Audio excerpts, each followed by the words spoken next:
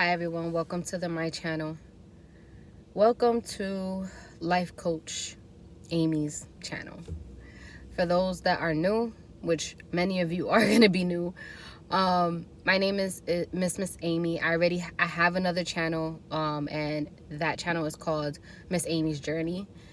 On this channel, I'm basically going to be talking about life coach, like coaching things. I'm going to be talking about spirituality and why I went the route I went in spirituality. And my story is going to be broken up into different various videos for different reasons, because in each different video I'm going to be talking about and performing different things. So my niche is in self-development, and in self-development comes many different angles. It comes with spirituality, it comes with meditation, it comes with actual coaching sessions with people. So I want to talk about, before I even talk about my niche, which is self-development. I'm outside, I'm sorry. I want to talk about my story and what led me to the point of being a life coach today, and being even in this video right now and talking about life coaching. When I was 11 years old, I got taken away from my mom. That was the worst thing that happened to me at that point in time. That was the first big bad thing that happened to me as a little girl. I got put into a group home. And for months, people were saying, oh, you're going to go live with your mom. You're going to be with your mom. And it never happened. I got put into various foster homes. And in those foster homes, the last one that I was in was a good one. The two before that were not good. In those homes, I want to just say sexually assaulted, and it wasn't, I didn't understand that at the time, that's what that was, so I kind of like lived my life accordingly to what I thought was living, rewind a little. Going into my last foster home, I ended up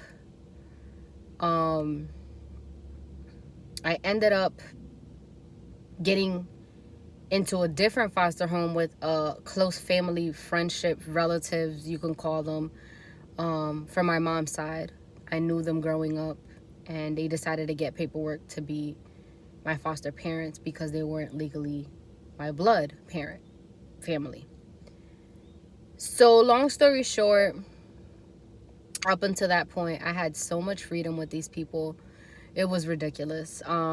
They had parties every weekend at another family's house, and I was able to go there in those parties. At that age, at that time when they took me in, I was about, 14 years old? 14, 15. I was about to go to high school. I think I was in middle school, about to go to high school. So I was around that age.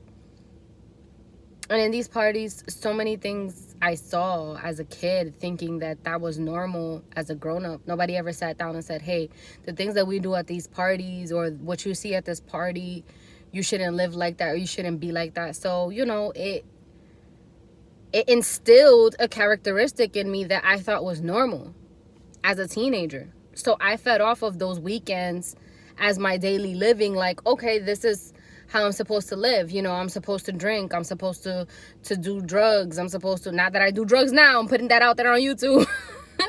But, like, I'm supposed to, be sexual, and it's okay, because no one ever said that it wasn't. Mind you, these are people that are upbringing me and are raising me and are, trying to teach me the right thing to do and the right way to live, but this is what they're showing me. So when I went to high school, I decided that, let me, have puppy love, whatever that is. So I ended up having puppy love for this guy. So after, okay, going back to those parties, the parties eventually stopped, and I ended up moving with another close friendship relative of the family, and ended up going to high school. But I still kind of lived whatever ish, you know. And then I ended up going to high school my freshman year. In the middle of the year, I met my high school sweetheart. We stood together the whole time we was in high school. The whole time he was in high school, he was like 2 years older than me. So he graduated and I was still in high school, but you know, we stood together until we finished high school together. So it was like 4 or 5 years together. That was what I knew. Like, I knew him, he knew me. Like, that was us. We were together. We even lived together like a year before I graduated high school. We ended up living together. I ended up getting my own place. Because in the time, I don't know if it's still like that now, but when you're in the system, you have, what you call it? You have like a stipend every month they give you, and then they pay for your rent, and they pay for you to go to college. So I kind of had it made in that sense because I had that. I had the system.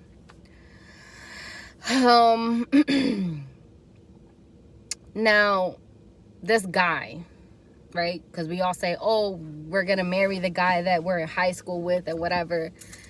Not the case. But long story short, we ended up living together. He ended up living with me in my apartment. Then I ended up living with him with his mom, and then vice versa. We did that for like a couple years.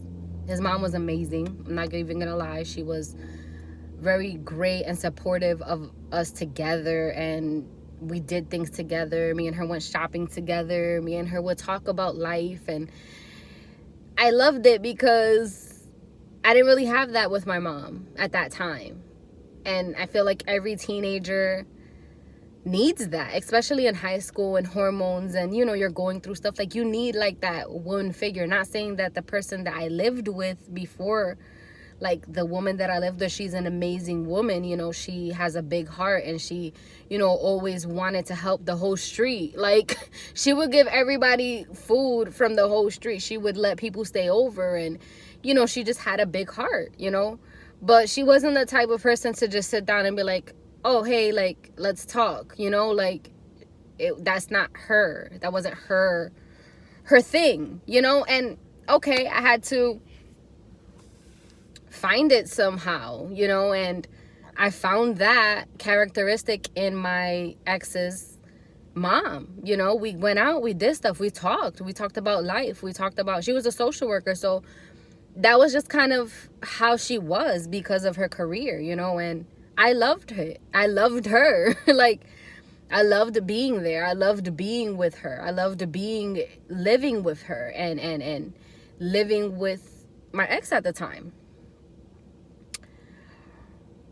With him, now I'm going to be talking about some raw stuff. Like, so if there's kids around or whatever, this is not for no kids' ears. This is like real life, real story, like raw stuff that I went through, that I have written about, that I'm gonna make a book about. Like, this is real stuff. This is my story. This is personal. This is real. This is what led me to where I am today. And that's why I have to go back. And that's why I have to talk about it, because no one's really gonna know you if you don't talk about what happened to you. No one's gonna know why you ended up where you ended up, or why you are the way you are, or why you think the way you think, or you know what I mean. Like, if you don't talk about it, you keep that all inside, and then you want to promote this business or do this business that people need to know, like, then you're not gonna get no people. You know, like, people are gonna be like, what is that? Why? Like, she's not even talking about nothing, you know. Like,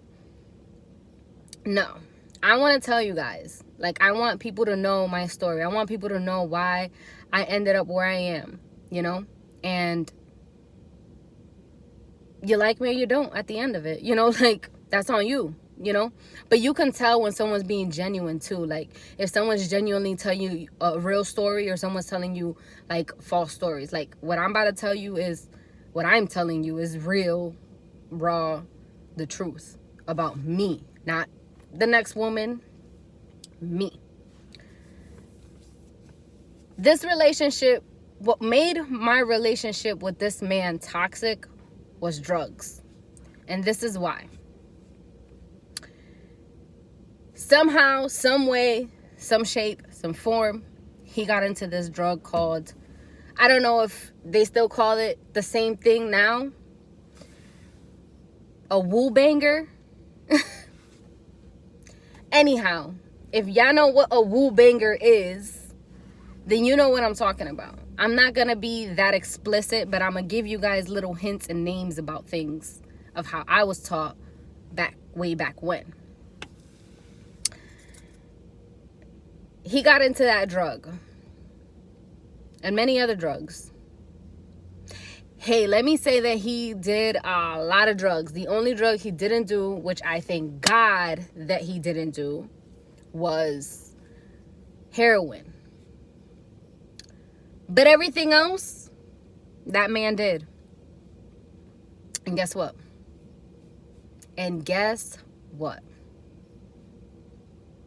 I did too.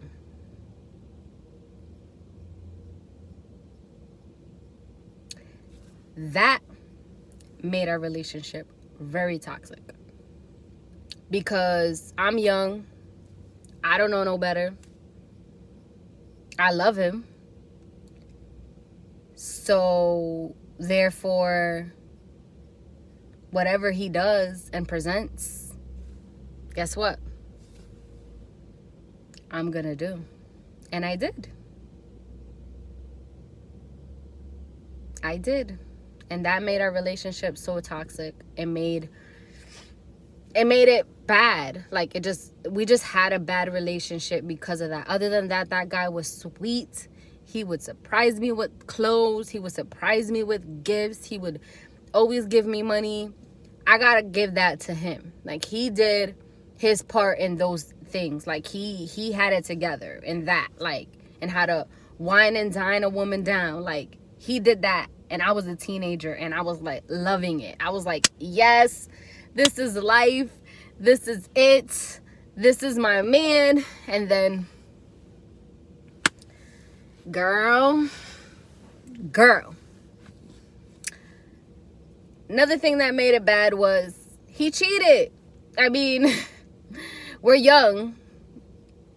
Did I know any better? No. But he cheated on me with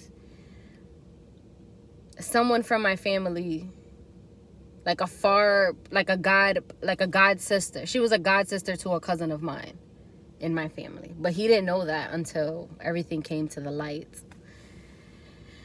It came to the light because she called his phone and I answered it. He was playing basketball that day and I answered. I was like, hey, what's going on? And, oh, can I speak to such and such? And I'm like, who's this? And she said her name or whatever the case may be. And I was just like, oh, okay.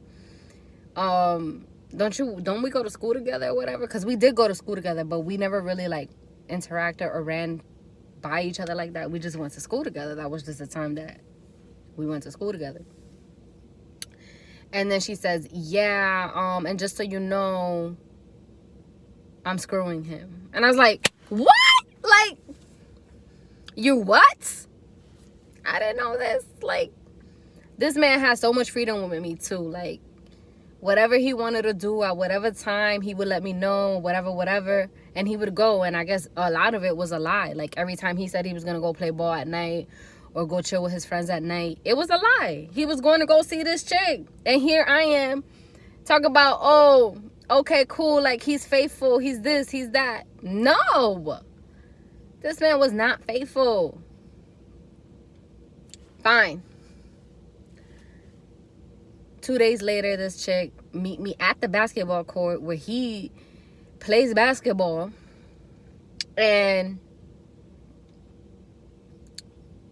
she fights me.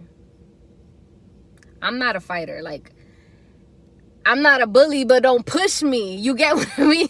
Like, that's my style, you know? I'm not going to sit around here and bully people and be mean and be disrespectful and pick on people. And I'm not going to do that. But at the same time, you better know your place with me.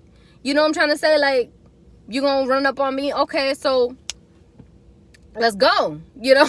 And at that time I was a teenager, I had nothing to lose, literally, you know, like no kid, no marriage, I wasn't married. Like, I'm telling you, my story is very long, so I can't tell everything in one video, so you guys got to stay tuned for the juice and the sauce. What I'm saying. Anyhow, I'm gonna say this part, reread it, post it, and come back to you guys and sit for a longer time, because I have an appointment at 2:35 to fix. I have an appointment. So me and her fought, whatever. After that, I felt different about this man, because I was just like, damn, like, he's sitting out here playing me. I'm over here being faithful. I'm over here loving him, doing whatever the heck he want, literally, whatever. And I had to really, like, choose me. You know, at the end of it, I was like, I have to choose my health. I have to choose my finances. I have to choose my help. Like, whatever help I had going on, I had to make sure that I was doing the right thing, you know? So I had to let this man go. It was a struggle for like a couple years after we broke up. He always looked for me. He always tried to see me and be with me, and I had to let him go. It wasn't an easy process for me to let him go, because we had so much history, so much time, so much, like, time together, investments together, you know? So it wasn't an easy detachment, but it was something that I know was for the best of me, because I was doing all these things that weren't a part of my character. Like, it wasn't even me, you know? So I had to, with letting him go, I let go of everything bad that was attached to him, including the drugs, you know? So I did, you know, and I'm happy that I did, you know? But then after him, I became like a little, like, because I was so still like upset. I was like, oh, I gave this dude my time and my love and my energy and my soul, and I ain't giving no other guy that, you know? Like, so at that era, it was like, all right, if y'all want to just booty call, you know, I'm being real. Like, I'm telling you, this is raw stuff. That's what I was about. I had no love in my soul for somebody else anymore at that point in time. I was just like, if it's booty call time, it's booty call time. Like, let's do this. And in acting that way, I made myself look like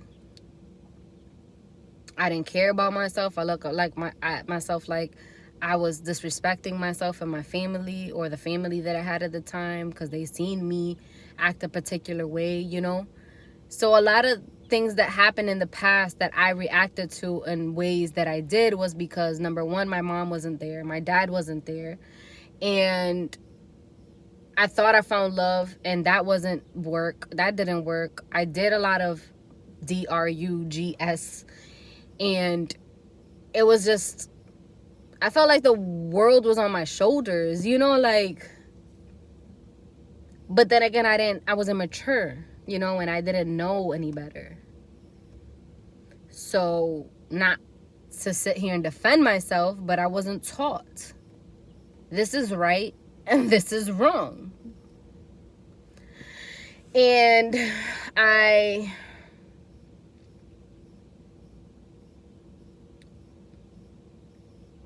basically ruined my reputation as a kid, you know, because I try to fit myself into these spaces and places where it wasn't for me, but I was too dumb and too young to see it, you know?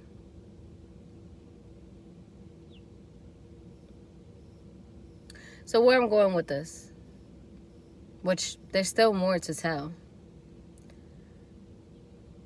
There's way more to tell. It left me alone, you know, like me going through everything I went through with him, getting taken from my mom, leaving this adopted family and going on my own and seeing the change in them, because they changed with me because of the behavior and the way that I acted, and you know, the things that I did. They changed with me. You know, when I moved out and I went on my own, you know, I only saw them on the holidays. They would do gatherings and not call me. They would, you know, just kept me at a distance. But all along that time when they were doing all that and I was alone in my own home and doing my own thing, I was growing. And that's the beauty of that. I was growing. I was growing mentally. I was growing spiritually. I was looking for ways to be a different person or a higher vibration person. I was searching. I was willing. I was open to change within my soul, within my mind, within my being. And I'm going to leave it right there because I want y'all to see what happens next. Don't forget to like, share, and subscribe. Welcome to the coaching channel. Later.